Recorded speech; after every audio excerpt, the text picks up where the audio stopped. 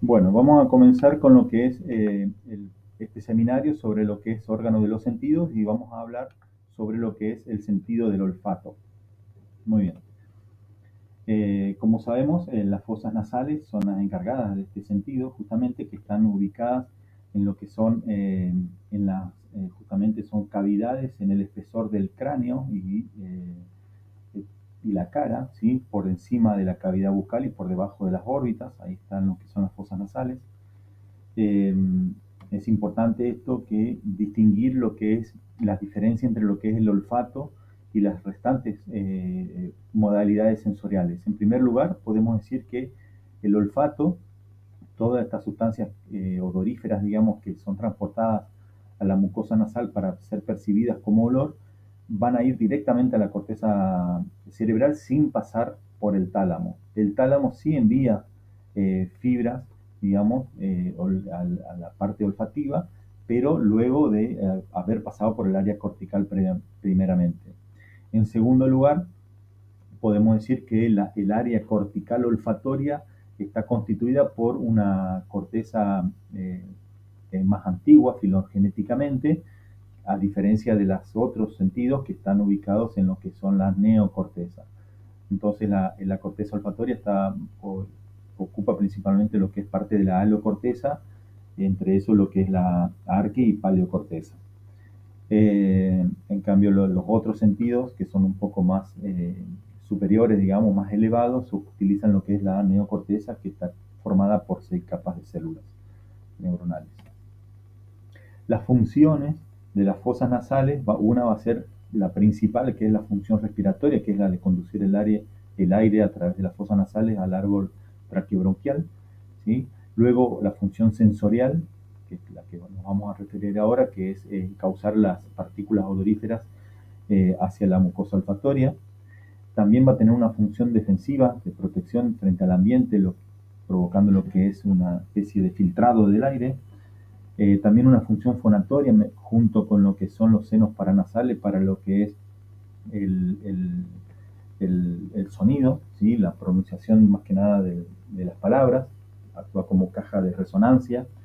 También va a tener una función refleja mediante lo que es el estornudo cuando ingresa alguna sustancia irritante que pueda ser dañina, entonces mediante el estornudo, mediante ese reflejo se puede eliminar esos agentes que pueden ser irritantes hacia el epitelio de la vía respiratoria. Eh, la función de acondicionamiento y defensa lo hacen a través de lo que es la humidificación y calentamiento del aire y también una función de depuración y mecanismos defensivos a través de la mucosa nasal, que lo que hace es liberar moco para justamente producir esa función. La humidificación y el calentamiento, decimos que las fosas nasales recalientan el aire inspirado y lo humidifican. Esa humidificación del aire es fundamental para lo que es la actividad ciliar, o sea, mejora como sabemos que tiene un epitelio respiratorio, la mucosa nasal y todo el árbol respiratorio también, tiene una función ciliar para justamente sacar las partículas que hayan ingresado, y es fundamental que ese aire esté humidificado para favorecer ese funcionamiento de los cilios. Se dice que bueno, las fosas nasales solo contribuyen a un 10% de la humidificación del aire, el resto lo hace el resto de la vía respiratoria. El recalentamiento lo hace a través de una red arteriocapilar superficial en la mucosa olfatoria, donde puede alcanzar una temperatura de 37 grados. La función de depuración, nosotros sabemos que por cada día podemos llegar a respirar hasta 10 litros de aire, ¿sí? Si sabemos que nuestro volumen corriente, que es la cantidad de aire que ingresa por cada respiración, es de 500 mililitros y eso lo multiplicamos por 14, que es lo que es la frecuencia respiratoria por minuto, habitualmente de 14 respiraciones por minuto. Eso nos da un resultado que si lo multiplicamos por la cantidad de minutos del día, que son 1440, nos va a dar una cantidad de aire que va a ser lo que habitualmente se respira, que es alrededor de 10.000 litros de aire por día. Acá, fíjense la cantidad importante, ¿no? que estamos manejando por día, entonces la función de las fosas nasales para toda esta depuración y mecanismo defensivo es muy importante. El filtro nasal acá posee diversas barreras contra la protección de las partículas. Las partículas de gran calibre pueden ser retenidas en las fibrisas nasales, ¿sí? que están ubicadas en el vestíbulo nasal, y las partículas más pequeñas, entre 3 a 5 micras, son retenidas en un 80% en las fosas nasales, y las de 2 micras hasta un 60% se pueden ser retenidas en las mucosas nasales. Estas partículas van a ser retenidas por medio de dos mecanismos: a través del moco, que lo que va a hacer es, a través de los movimientos ciliares del epitelio respiratorio, van a eliminar el moco, y con eso, mediante un mecanismo de transporte, digamos, eliminar las partículas. Y por otro lado, ese mismo moco también tiene inmunoglobulinas, tiene células de defensa que hacen una función también bactericida de las bacterias que hayan podido ser aspiradas. Para antes de continuar con lo que es la vía olfatoria o el sistema olfatorio, lo que vamos a hablar es obviamente del órgano encargado de esto, que es las fosas nasales. Para eso vamos a hablar de que las fosas nasales están constituidas por un esqueleto óseo, ¿sí? Que va a estar constituida por un piso, un suelo, ¿sí? Un techo, una pared interna o medial y una pared externa o lateral. Estamos dos aberturas, una abertura anterior y una abertura posterior, ¿sí? En lo que es el piso de las fosas nasales va a estar constituida de adelante hacia atrás por la apófisis palatina del maxilar superior y por la rama horizontal del hueso palatino, ¿sí? Eso es.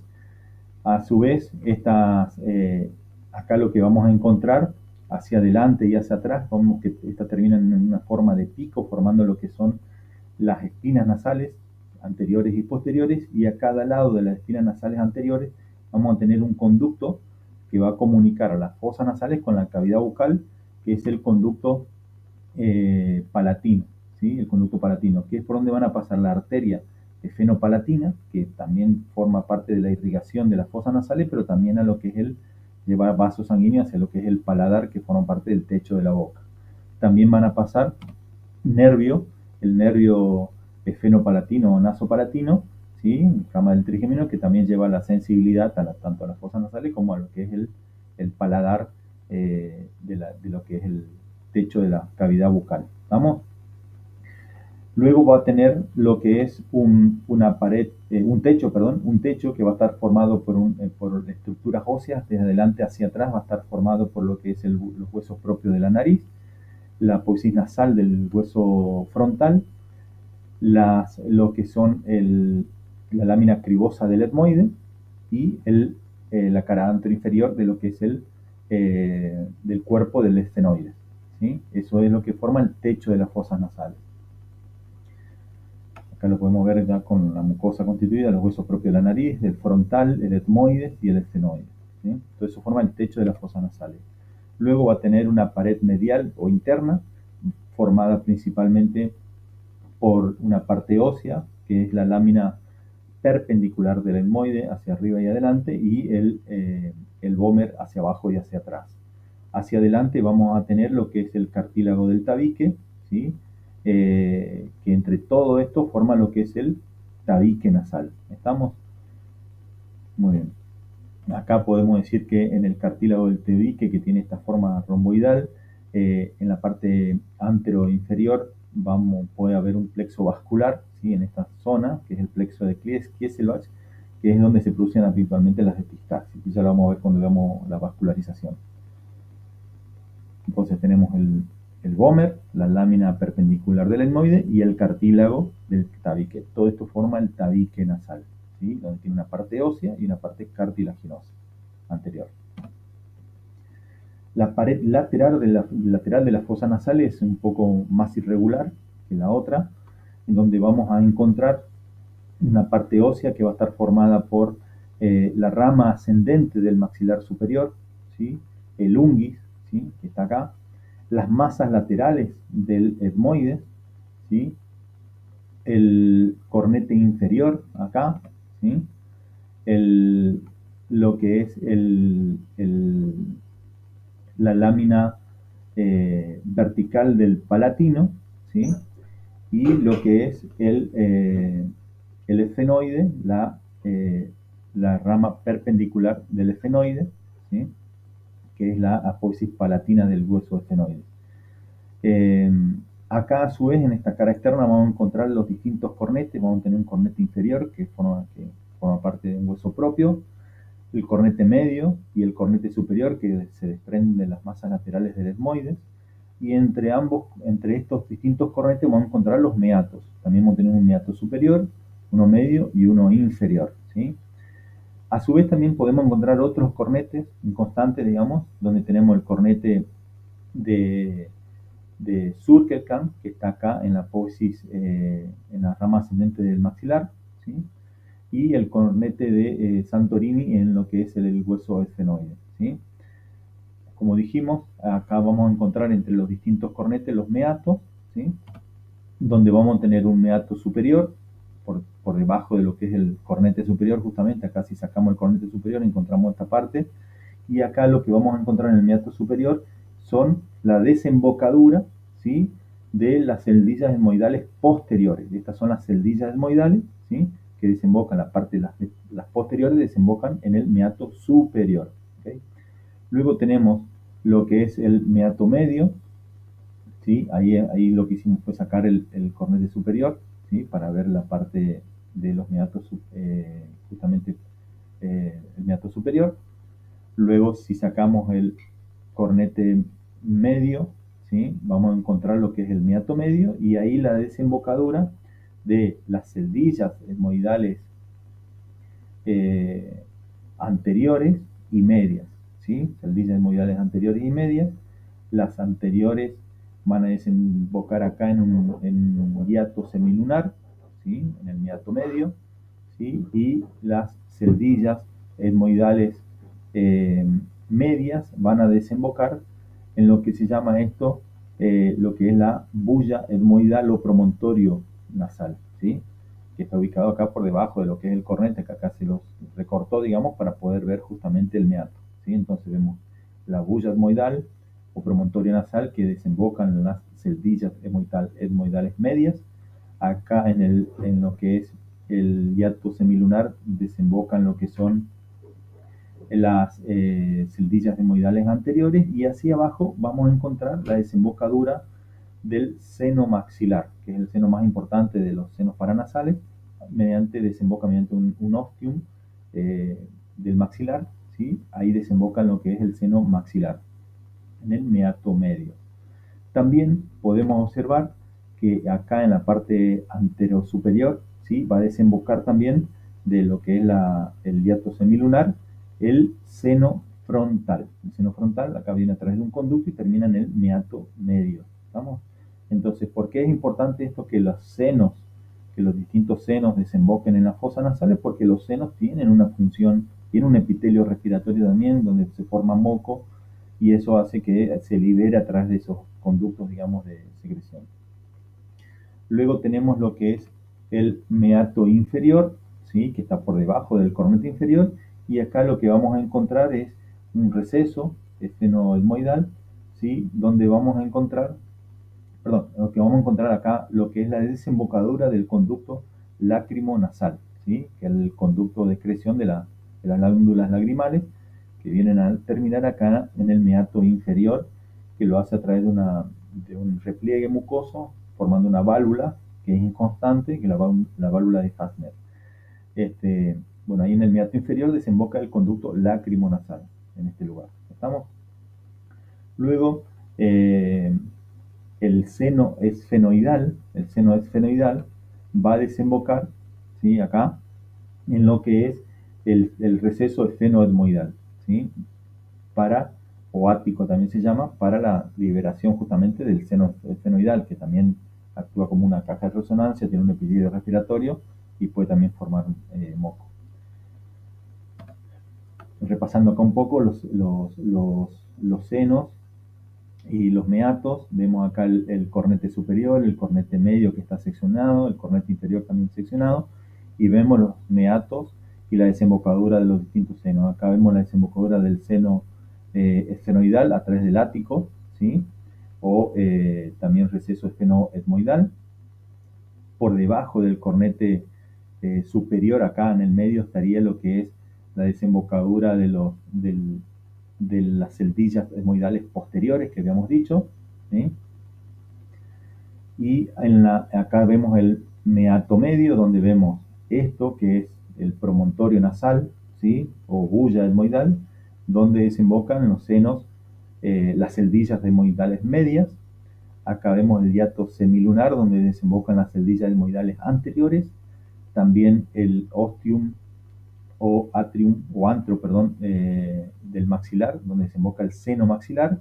Y acá también, en la parte más superior de este, como es, hiato semilunar, desemboca lo que es el seno frontal. ¿Estamos? En el meato inferior, lo que vamos a observar es la desembocadura del conducto lácrimo-nasal, ¿sí? Que habíamos observado anteriormente. ¿Está? En el meato inferior. Como dijimos, también tenía dos aberturas, una abertura anterior, ¿sí?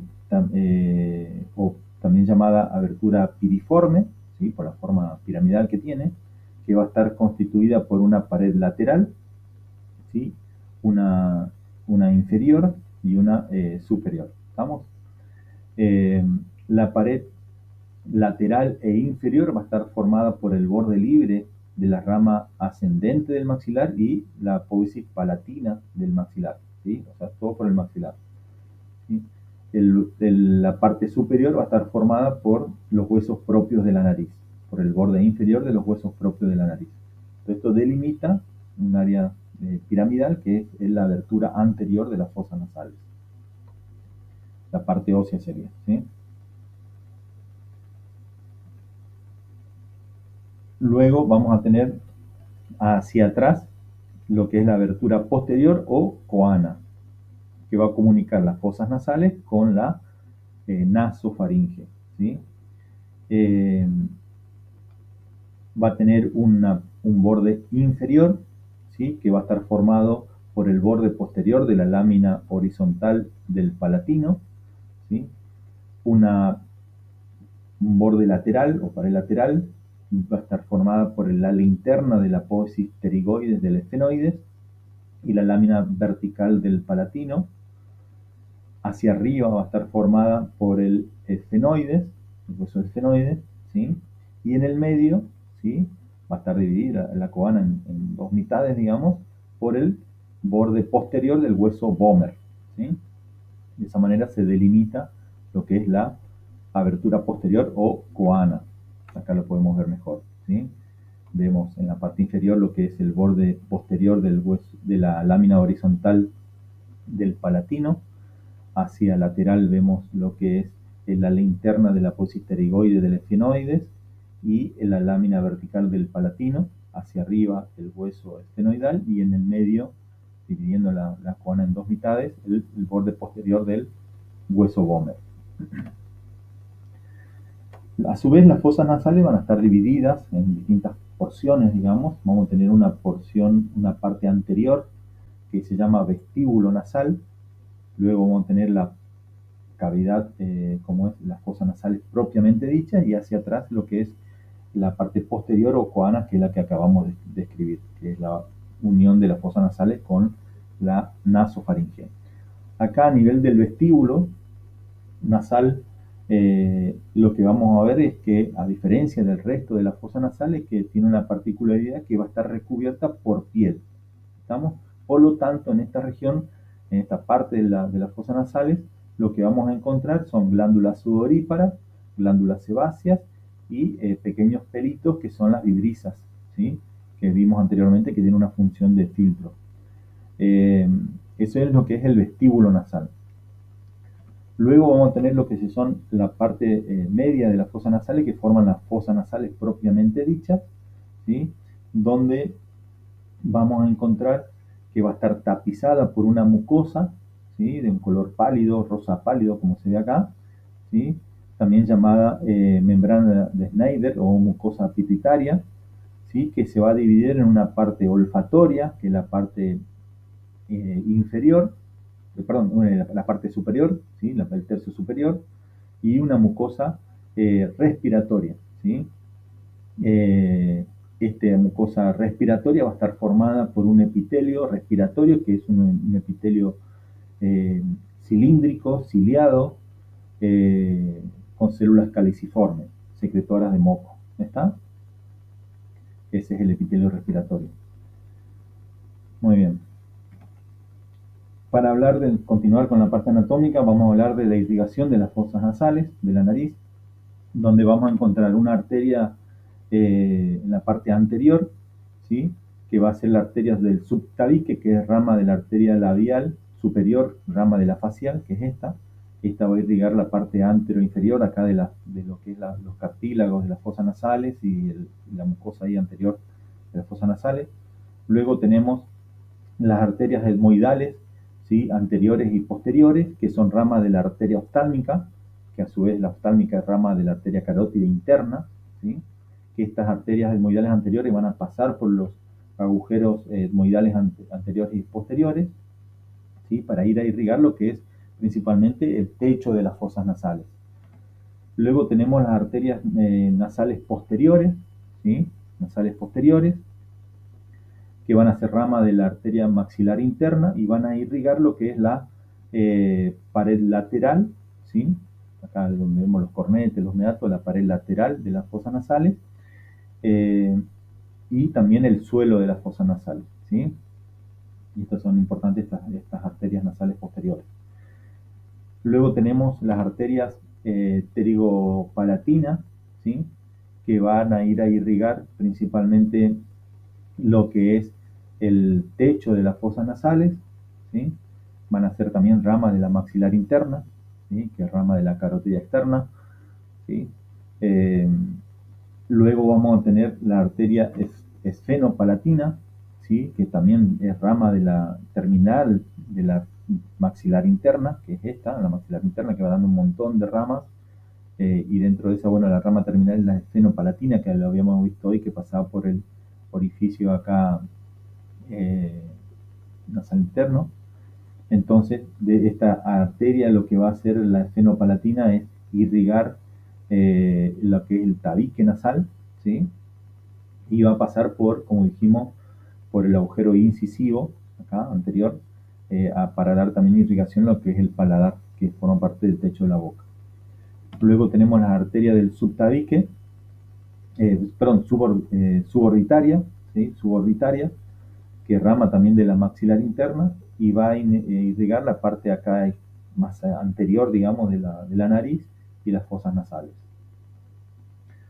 Como habíamos dicho hoy, en la pared, en la parte anteroinferior del tabique nasal, ¿sí? Del cartílago del tabique nasal, tenemos un plexo vascular formado por distintas anastomosis de distintas arterias, que son las arterias etmoidales anteriores, arterias etmoidales posteriores, las arterias esfenopalatina, la arteria del subtabique, todo eso envían pequeños ramos y forman un plexo acá vascular que se llama plexo de Kieselbach, que también la arteria palatina posterior, que forman lo que es este plexo que es propicio a tener el sangrado en lo que constituyen lo que son las epistaxis anteriores.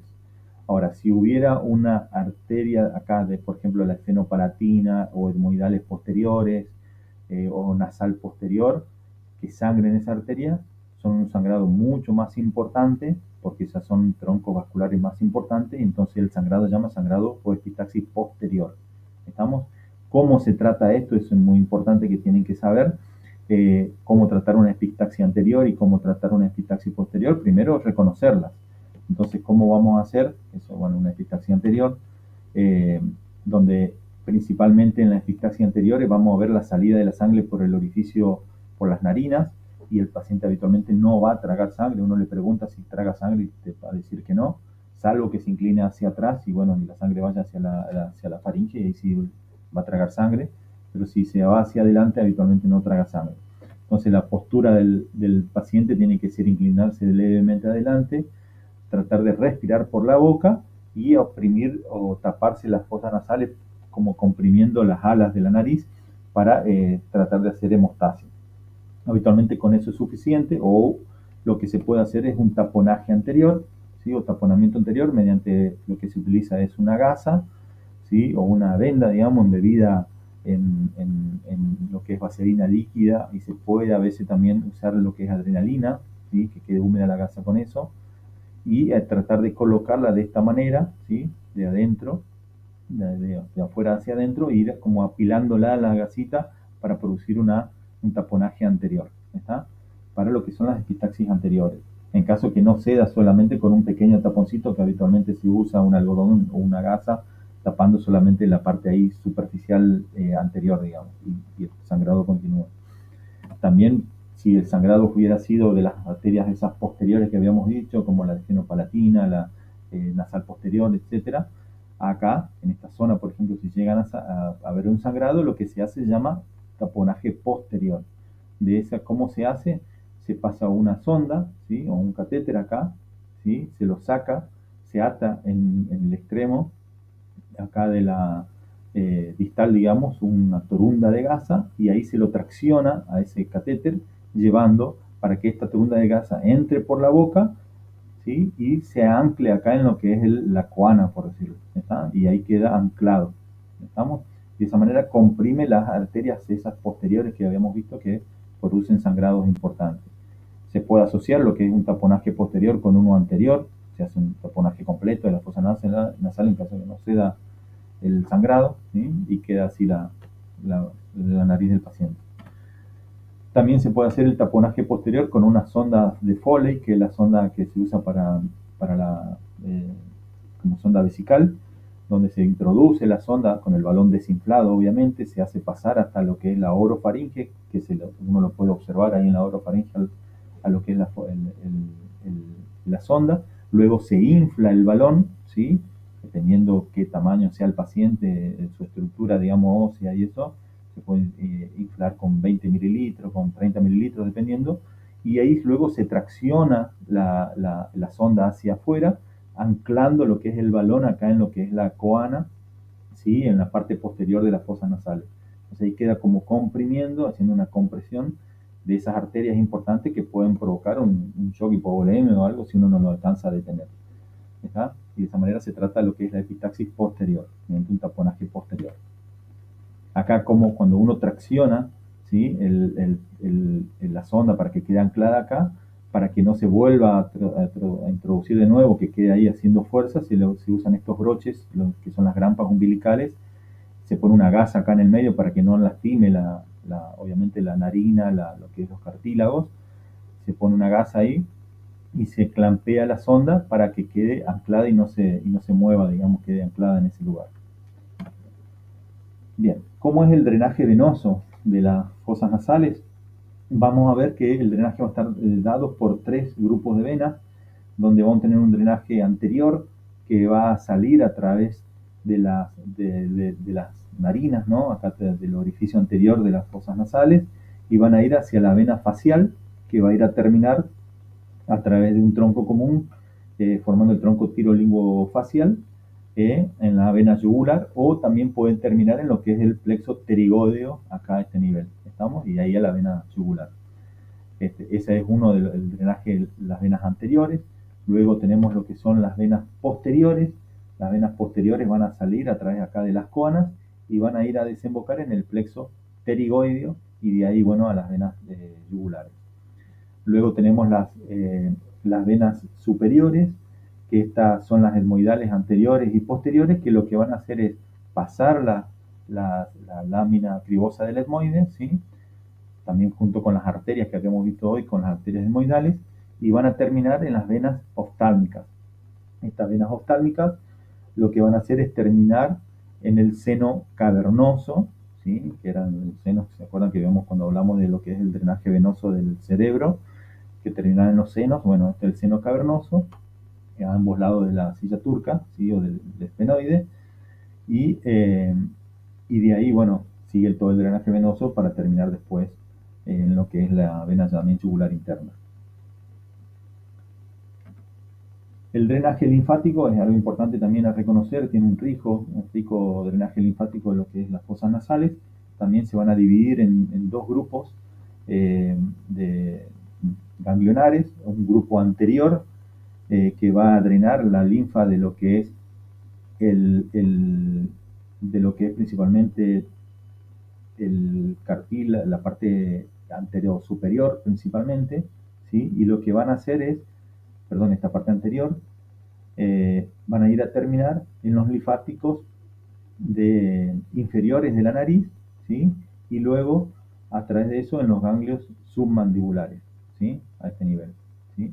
Va a terminar junto con los ganglios también propios de la nariz, en los ganglios submandibulares. En cambio, el drenaje linfático posterior, los posteriores, que son los más importantes, son verdaderos nódulos ganglionares, van a dividirse en una parte superior, ¿sí? Una parte medial y una parte inferior.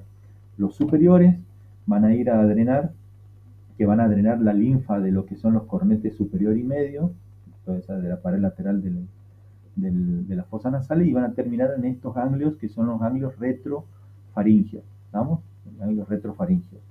Luego, la parte media que va a drenar lo que son los cornetes inferiores, van a terminar en este ganglio, que es el ganglio yugulocarotídeo o yugulodigástrico, ¿sí? Y lo que son los inferiores van a drenar lo que es el suelo de las fosas nasales y el tabique de las fosas nasales, y van a también terminar en la cadena yugular interna. ¿Estamos? ¿Cómo es la inervación? La inervación de las fosas nasales, acá solamente vamos a hablar de dos tipos de inervación. Una inervación sensitiva, general, ¿sí? Y una inervación sensorial. ¿Estamos? La inervación sensitiva, que es algo importante a tener en cuenta, va a estar dada principalmente por ramas del nervio trigémino. O sea, eso es así en general, digamos. Ahora lo vamos a discriminar a cada uno, donde vamos a tener un nervio etmoidal anterior y posterior, que van a ser ramas del nervio oftálmico, ¿sí? Que es rama del trigémino. Hacen su primer sinapsis acá en el ganglio de Gasser o semilunar, y luego asciende hacia lo que es el tronco cerebral a nivel de la protuberancia, al núcleo del trigémino. Esta va a llevar a través de los nervios nasales la sensibilidad de lo que es la sensibilidad de la parte anterosuperior de las fosas nasales, ¿sí? Los nervios esmoidales anteriores y posteriores. Luego vamos a tener lo que son los nervios nasales, ¿sí? Superior y posteriores, ¿sí? Que esto van a terminar, llevar la sensibilidad de lo que son la parte de los cornetes superior y medio, el nervio nasal superior, ¿sí? Y el nervio nasal inferior va a llevar principalmente la sensibilidad de lo que es el cornete inferior, y van a terminar en los nervios del maxilar inferior, ¿sí? Que son rama del maxilar superior, perdón, rama del trigémino. Los etmoidales terminan en el nervio oftálmico, que era rama del trigémino, y estos nasales superior y posteriores terminan en el nervio maxilar superior, ¿sí? Llevando la sensibilidad de la cara externa prácticamente de lo que es las fosas nasales. Luego tenemos otro nervio, que es el nervio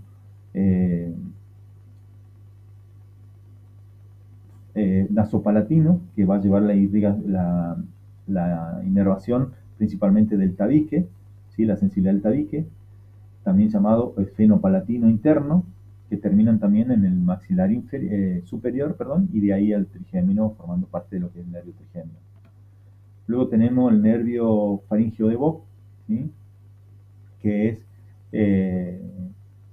también va a terminar en lo que va a llevar la sensibilidad principalmente de la parte posterior de de las fosas nasales, y ahí de lo que es la nasofaringe, y va a ir llevando también la información sensitiva hacia lo que es también el nervio,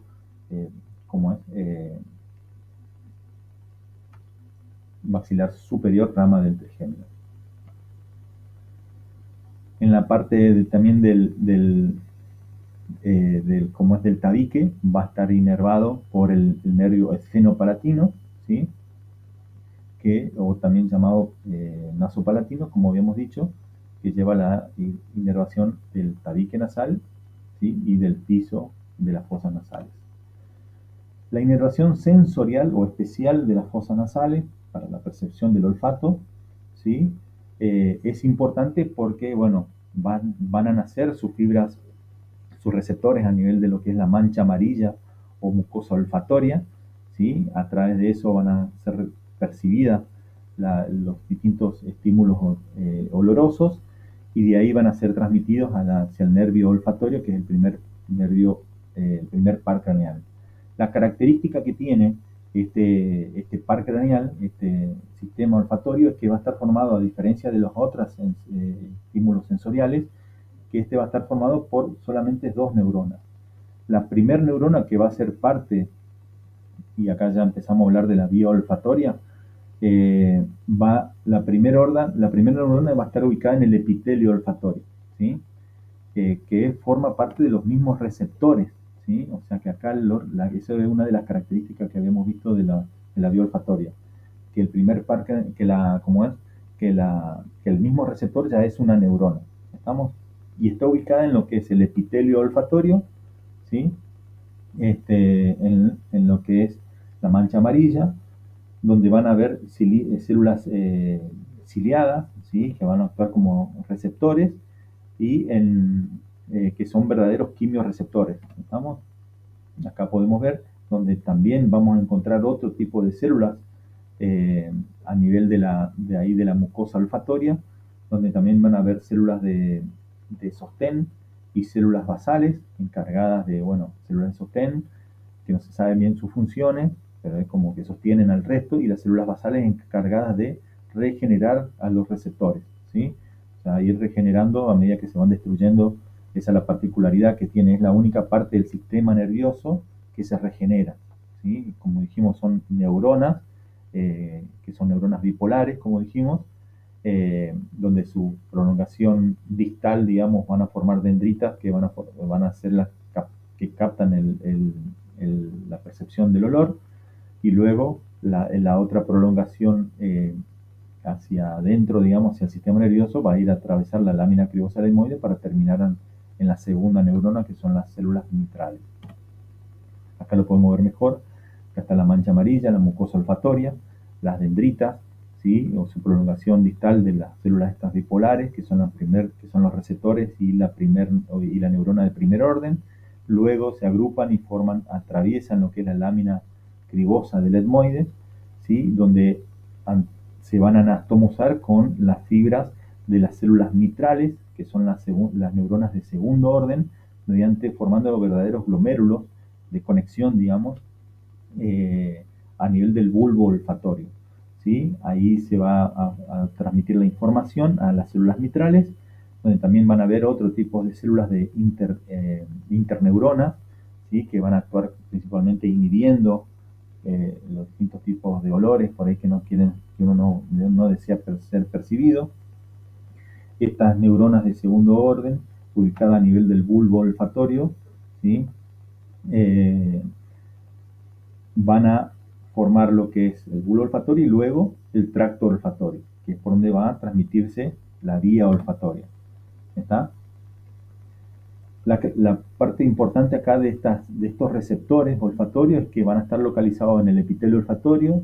La función es percibir el sentido del olfato. El neurotransmisor es el glutamato. Son neuronas bipolares, como dijimos, alrededor de 10.000 células bipolares, 10 millones de células bipolares. No hay ninguna conexión presináptica, ¿sí?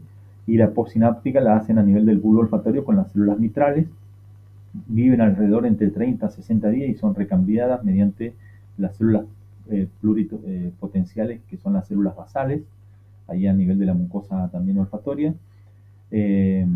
O sea que la característica que tiene es que se pueden regenerar, y la prolongación periférica es a través de dendritas, que son las que captan el olfato, digamos, los distintos odorantes, y luego la prolongación central son mediante axones amielínicos, ¿sí? Que van a ir a hacer sinapsis con las células mitrales en el bulbo olfatorio. Una vez que se forman las células de segundo orden en el bulbo olfatorio, que son las células mitrales, sale el tracto olfatorio. Ese tracto olfatorio que va a transcurrir por la cara inferior del lóbulo frontal del cerebro, cuando llega en su parte posterior, se va a dividir en un tracto interno o estría olfatoria interna, en una estría olfatoria externa, y también dice que hay una estría olfatoria medial.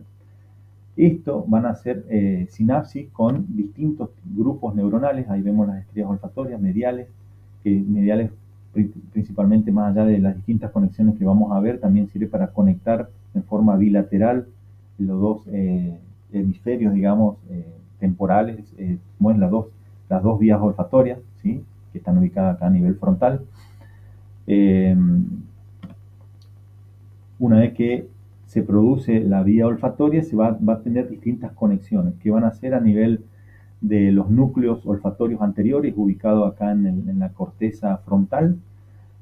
También van a ser mediante la estría externa, se van a conectar con lo que es el uncus, la amígdala, ¿sí? El núcleo amigdalino, que forma parte del sistema límbico, no sé si recuerdan, también con el tubérculo olfatorio, también con la corteza piriforme, periamigdalina. Ahí va a también tener conexión con lo que es el hipocampo y la corteza entorrinal, ¿sí? Para la percepción del olfato. Acuérdense que eso, una vez que tiene toda esa conexión también con el hipocampo, lo que va a provocar es un recuerdo, un olfato, donde uno va a poder decir, bueno, esto es olor a tal cosa, ¿sí?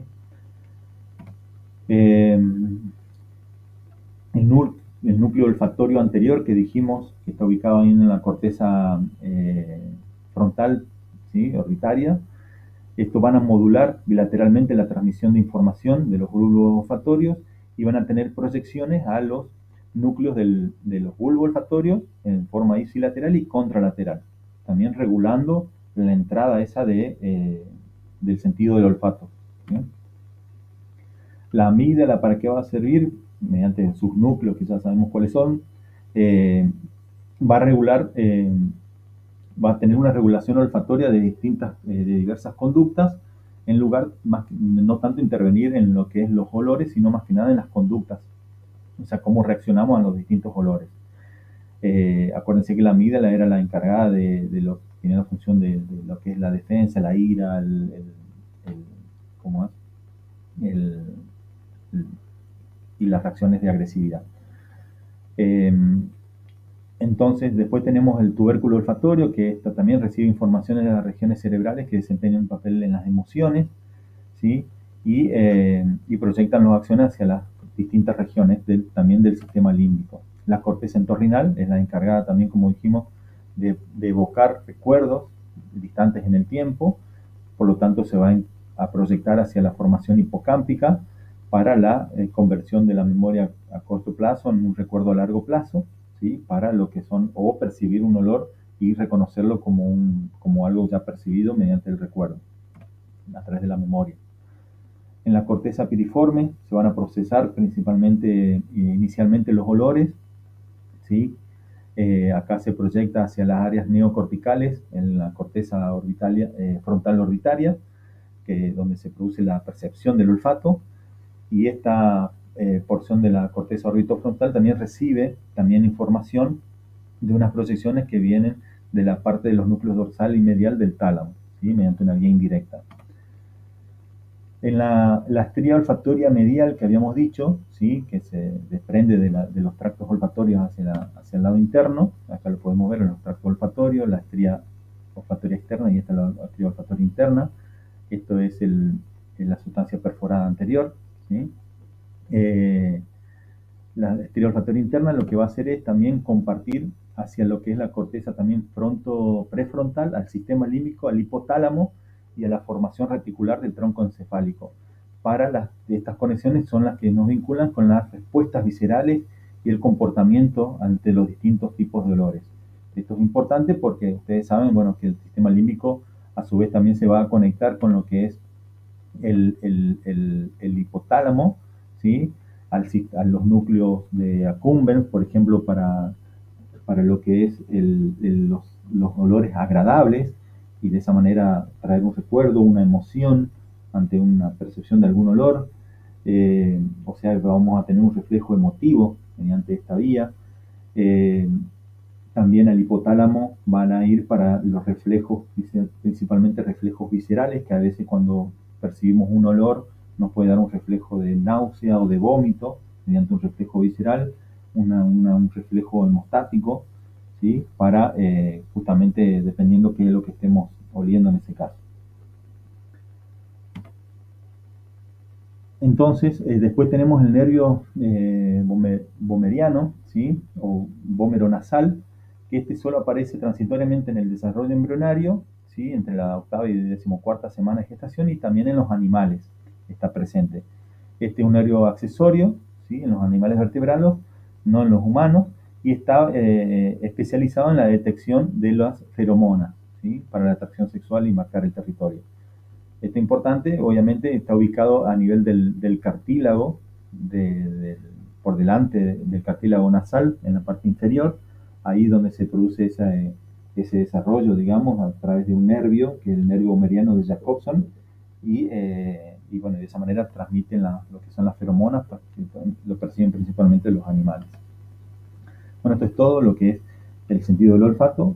Es importante acá tener en cuenta la vía olfatoria, las distintas conexiones que habíamos dicho con la parte del sistema límbico, con la parte del hipotálamo, con la corteza olfatoria primaria que está a nivel de la corteza orotonasal, ¿sí? Y ahí es donde se perciben los distintos tipos de olores. Así que bueno, esto es todo. Espero que les sirva para su desarrollo.